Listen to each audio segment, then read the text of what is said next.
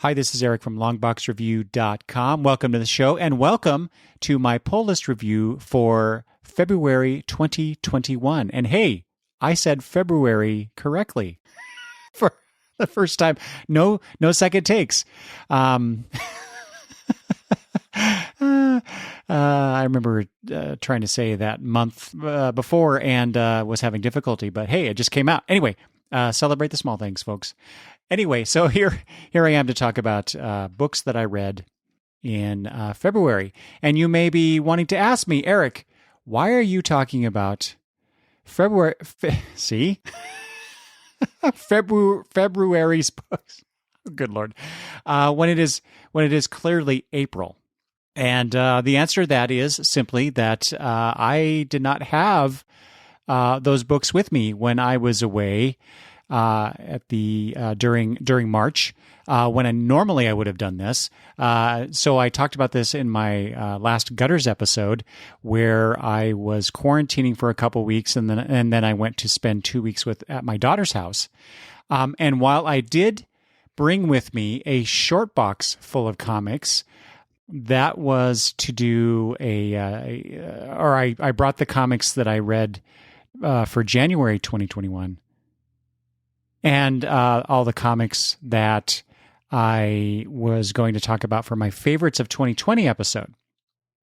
And but unfortunately, I forgot to bring the comic books that I read in February so that I could record that episode sooner. So here we are. It's a little bit late. So there you go. But we shall roll with it, shall we? So today, I'm going to talk about, from DC Comics, Generations Shattered, that one-shot special, Legion of Superheroes number 12, Batwan. Boy, add another letter on there, and that would be a different word altogether. But Batman Catwoman, issue number 2. And from Image Comics, Decorum number 6. And the Volume 1 New Mutants trade from Marvel Comics, and some digital comics from DC Comics as well. I'll end the show with that, and I'll be talking about Let Them Live 1 and 2, and also Icon 1 through 3. But first, before I get to that, I want to draw your attention and ask you to go watch me. And as I joined Damian, Sleepy Reader 666, he's been a guest on the podcast before, and I was a guest on his show recently where we got together and talked about the 1983-1984 Marvel miniseries Jack of Hearts and some other comic-related bits. So go to YouTube.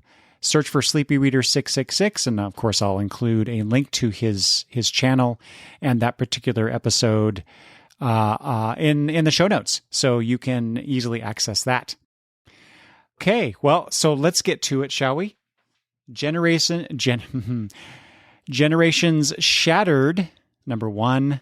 From DC Comics. This was a $10 special. So here we are coming out of the death metal shenanigans, which I did not read, but I was curious where DC Comics was going, and decided to get this and its sequel, which I've forgotten, Generations Forged, I think.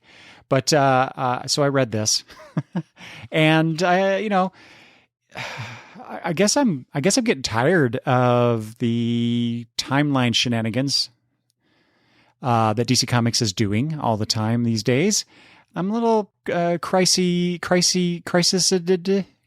out. So, but it was okay. I, for the most part, generally speaking, I enjoyed the various bits of art. Because we get, a lot. 1, 2, 3, 4, 5, 6, 7, 8, 9, 10, 11, 12, 13, 14, 15 sets of artists on this 80-some page book, which is kind of nice. You get to see these characters drawn by different people. I always appreciate that. But really, this is just time is going weird and things are being destroyed, just like every other DC cataclysmic crisis. But we're introduced to, or at least I was introduced to, I don't know if this character appeared in the Death Metal series, but this is Dominus, who is trying to, what did he say here? So he's basically trying to, I guess, save or keep safe. I'm not sure exactly which here. This family that appears at the end of the book in this interesting black and white rendered scene. So that's interesting. But Dominus reminds me a lot of, what was that character from the Convergence stuff from a few years back? Telos, whatever that is. It really, this kind of reminds me of that, only in that Dominus is more of an antagonist than a catalyst, I think, which is what Telos was, if I remember correctly. But what we do get here is you get Commandy, and the Golden Age Batman, Superboy, the Silver Age Superboy from the Legion of Superheroes time, Steel. Oh, Dr. Light, the Japanese Dr. Light, which I really liked. She's always been one of my favorite DC Comics characters since Crisis, the original Crisis, which is kind of neat that she's kind of bookending this era of DC Comics. But who else? Starfire plays a role. Sinestro from when he was a Green Lantern. And Booster Gold, of course, because you can't have a time travel story without Booster Gold, especially since Dan Jurgens is one of the writers of this Generation Shattered, along with Andy Schmidt and Robert Venditti. Who else is here? We got some villains, including Major Force, the Linear Men, which are, I guess, mind controlled or something. I don't know. It's kind of a messy thing. Basically we just have a crisis in time and Dominus is behind it. And some of these characters, like I said, Starfire, Superboy, Booster Gold, Steel, Commandy, Sinestro, Dr. Light, and the Golden Age Batman, they are all what are referred to in here as aberrations, and he scatters them across time to, quote unquote, weaken them, and then sends his Linear Men and other villains to deal with those folks. And so that's kind of how this issue ends, like I said, but you get a couple pages here of Dominus changing his clothes and becoming a what looks like a 1950s husband and father, which actually quite a lovely drawing, that final splash page, I have to say, which was done by Mike Perkins. So I don't know. Does it make me interested in what's going to happen next? Not really. I have to say, this just feels like retread ground for DC Comics.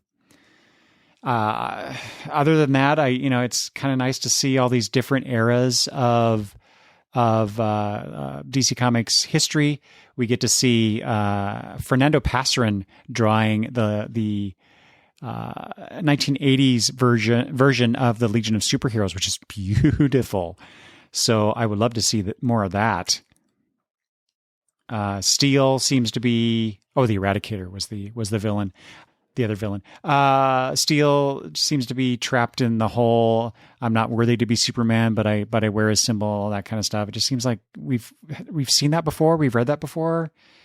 Dr. Light's about the only new thing because she's got these children, and yet she's called upon by Commandy to help with the situation, and she leaves them.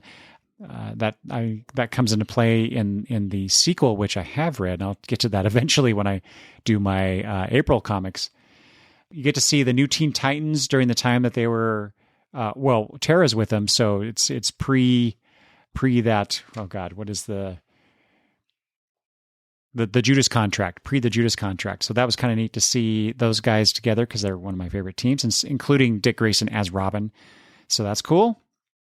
And Sinestro, right before he, basically turns, quote unquote evil. So that's an interesting situation with him where he's starting to be more comfortable being his evil self, I guess, but still trying to follow the rules of the Guardians. So that comes into play later too. And of course, seeing the Golden Age Batman, with the big ears of purple gloves from 1930, I think he said 1939. So, there's not much. He doesn't do much. None of these characters really do anything in there. They just kind of show up, and that's about it. So I guess we'll when I talk about the sequel, we'll hopefully have a little bit more to it. Spoilers, not really. All right, from one Superboy to another, this is Legion of Superheroes number 12. This is the final issue that we have gotten from DC Comics, given the Future State stuff and now Infinite Universe? DC Universe Infinite, whatever, Infinite Frontier. Infinite Frontier is the next thing that they're doing. I did not see Legion of Superheroes number 13 being solicited in the DC whatever previews thing that they call it, DC Connect. So I don't know. Are we going to get more Legion of Superheroes? Because this does kind of end. Well, not really. I mean. It does say at the last page, it says to be continued in Future State Legion of Superheroes, which I did not buy. So I'm really curious if the events of the first 12 issues, especially the 12th issue here, if that somehow ties directly into the Future State miniseries. So if you know that, let me know. But basically, this is one big fight issue because in the last issue, I believe Rogol Zar from the Bendis Superman run shows up in the 31st century, and he and Superboy go at it with the Legionnaires either helping a little bit or dealing with the fallout of this the super being fight. I have to say, and I've talked about this before regarding the Superman books. I never cared for the Rogol Zar stuff. All that much, I think. I think I talked about it anyway. But the Rogol Zar that's here is just he's one dimensional. He's one note. There's no nuance to him where I thought there was a little bit more to him in the Superman story. So this is just an excuse to have the Legion of Superheroes, have a big punch 'em up with a major villain. Along the way, of course. They have Mordru come back, and so we haven't. I don't think we've seen Mordru since the early early issues of this run. And there's a line in here because it's been a while, so I don't remember all the details for what came before this. But I believe that Mordru brought Rogol Zar to the 31st century or freed him or something. I don't know. I don't remember. But so.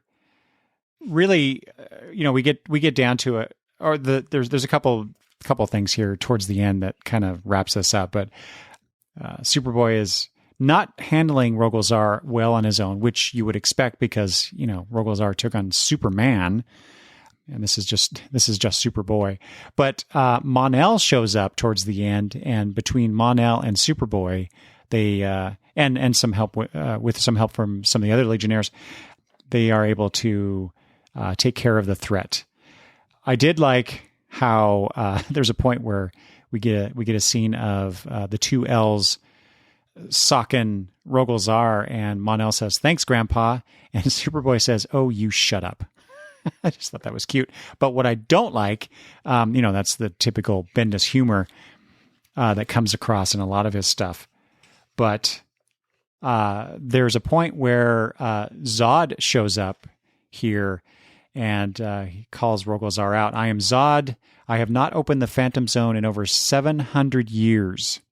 I can't imagine what it looks like today, what nightmares have thrived and survived. But you should have thought about that before you attacked my grandbabies, you monster."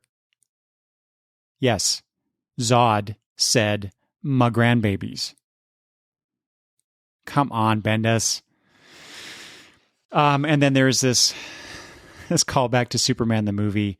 Zod says, "Krypton, what say you?" And then we get this chorus of "guilty, guilty, guilty, guilty," just like from the movie. Okay.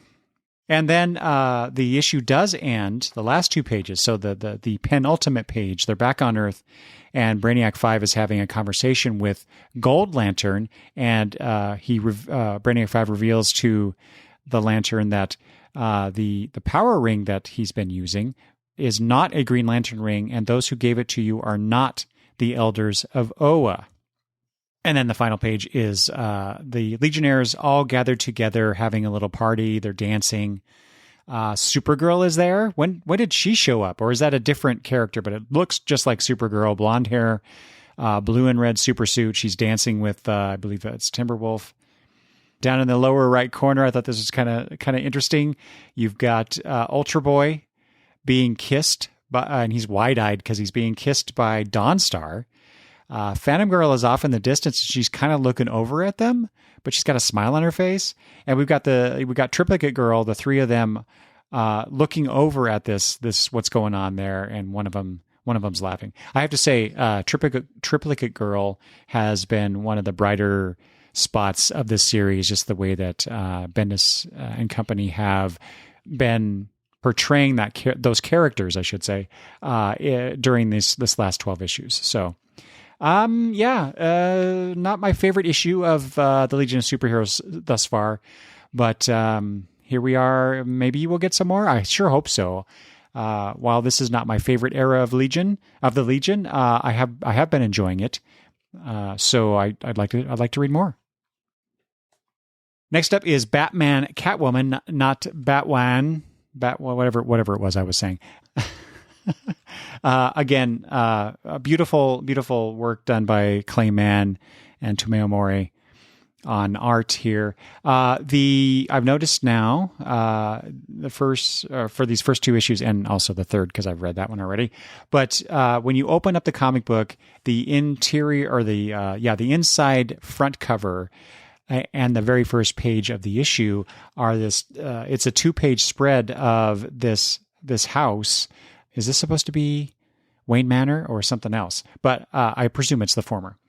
But so the windows on the top third floor. So the previous issue was chapter 1, titled Silent Night. Chapter 2 here, and so in the window you see the title of the chapters, and the issue in which this appears, it's that window's lit up. So, and I know they did that in the third issue as well. So I thought that was interesting. And this is up on the housetop. So this is obviously set during Christmas time. So that's something I had not noticed previously. I mean, I must have remembered reading that, but it just didn't click until I was looking through this again. The second issue. And then the second page of this is this really dark, like it's in a dark room, and it's just this frontispiece of the book, again telling us it's chapter 2 up on the housetop, but in this, it's like those things that you get at Christmas time where you open up the flap and you get some chocolate. What do they call those? Not nativity. Oh boy. See, this is what happens, folks, when you get old. You forget things. Oh, boy. Anyway, so it reminds me of that. And so we see a hand about to open this, and what we see in the window of this is Batman's face. And then on the back cover, we see the exact same image, but it's nice and clear and lit up. So, that's an interesting design choice, I guess. Anyway, so the end of the last issue, the elder Catwoman goes and talks to the old retired Joker. And there's that bit of the storyline where, so they're having this conversation, and Joker offers to get Catwoman a glass of water. And so we see him going to do that, and he opens up the freezer because he's going to get some ice for her, and there's a gun. And then there's an altercation between the two. Of course, Catwoman gets the better of him, and spoilers, near the end of the issue, because this whole story, these first two issues, Tom King and Clay Mann have like 3 different timelines going on, at least 2, but probably 3. I really need to go back and reread these more carefully and get everything straight in my head. But Catwoman kills the Joker, as she said she would do after Bruce died. So, and then there's this whole thing where the Joker, the Catwoman was apparently working with the Joker on something, and Batman is starting to piece that together. He even confronts Catwoman and says, I've done this before. I won't do it with lies again. Build it with lies, talking about the relationship. Were you there with the Joker? And there's this beautiful slim panel on the last page, and it's a close-up of the lower half of Selina's face, and we see part of Batman's face with an eye, and she simply says no, lying to him. So, obviously there's going to be consequences to that. So that's really neat that they're playing around with this bit of the relationship. And then there's also the thing with the Phantasm character. The Phantasm character is killing a bunch of Joker people. And that's about it. There's another bit of mystery in here, I think, but that's about all I have to say about it. But still enjoying this comic book. All right. Next up is Decorum number 6. I talked about this series in my favorites of 2020. It's one of my favorites put out by Image. It continues to delight me. It continues to interest me, confuse me, challenge me, because there's just so much going on here. The story, the art is, God, it's freaking beautiful. I at the risk of repeating myself from that previous episode, but all different kinds of styles and I just dig it. I really dig it. I don't quite understand everything as is normal for a Hickman book for me, but man, it is entertaining. And basically, we have the assassin of the story. What's her name? Imogen, I think.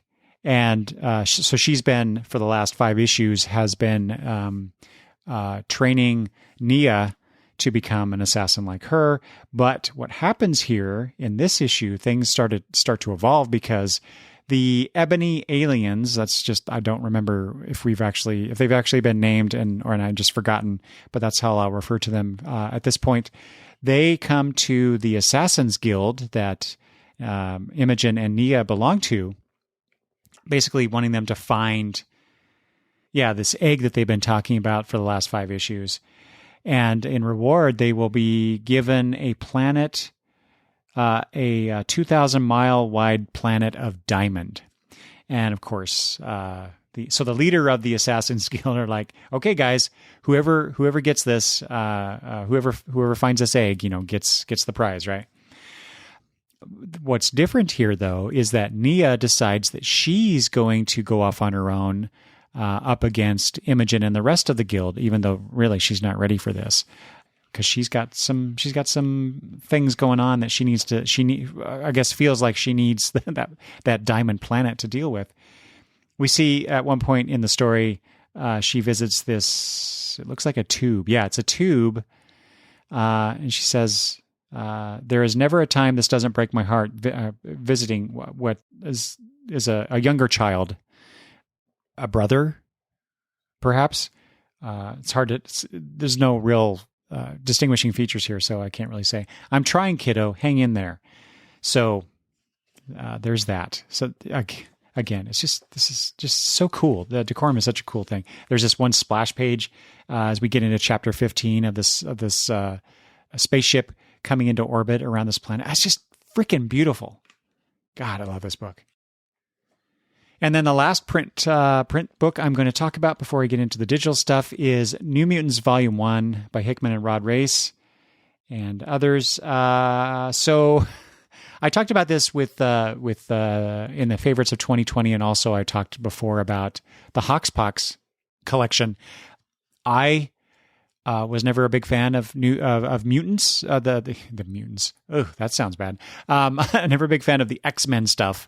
But when Hickman came on board to relaunch the X-Men brand line, I decided to start reading those. I've been getting his written X-Men trades, and now I got, of course, since he was writing New Mutants. And I have a fondness for the New Mutants because I read my friends, I think it was Travis's collection as they were coming out. It might have been Greg's. I don't remember now. When we were younger.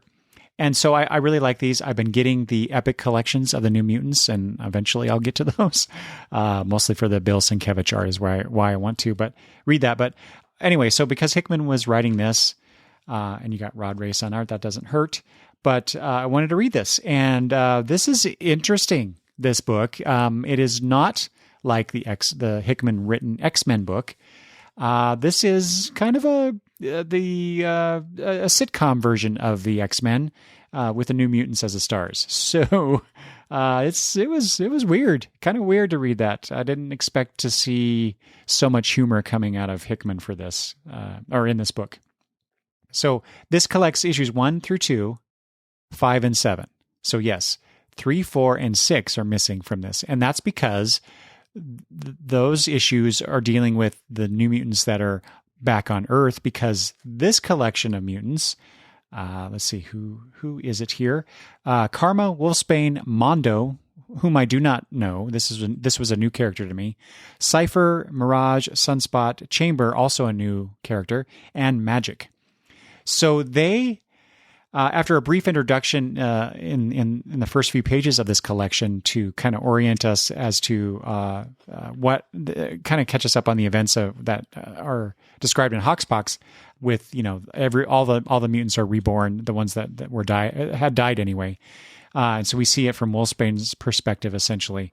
But then what happens here is that essentially Sunspot and Mirage are talking about Cannonball, and Sunspot is like, he should be here. He should be seeing what's going on here on Earth with all the mutants. And he says, "Hey, Danny, yeah, want to go for a ride?" And then the next thing we know, they're on the Starjammer ship, and they're getting a ride to Shi'ar, which is where Cannonball is, because he and one of the Imperial Guard, I don't remember her name now, got together. Anyway, they have a kid. So Sunspot gets all this collection of New Mutants together, and they go off into space to go visit Cannonball, and hilarity ensues. But like I said, the other New Mutants, the other folks that did not go, are back on Earth, and so those other issues are dealing with them, and that's what I would like to read next too. So I was hoping that we would get a volume 2. So this volume 1 actually came out in 2019, and we haven't gotten a volume 2 yet. Now, granted, the pandemic hit and things kind of shut down, but they've been publishing books through most of this. So why don't I have a volume 2 yet? But what's funny about this, so we'll get back to the humor. There's a point here, which I should have marked, where, so here's issue, I think, here we go. So a lot of this is told from, or as if Sunspot is doing like a vlog, or some sort of podcast. Let's even say. So he's communicating what's going on. So it's a lot of exposition, really, with his own little flair thrown in. So, and everything is not entirely accurate. So you get that unreliable narrator thing.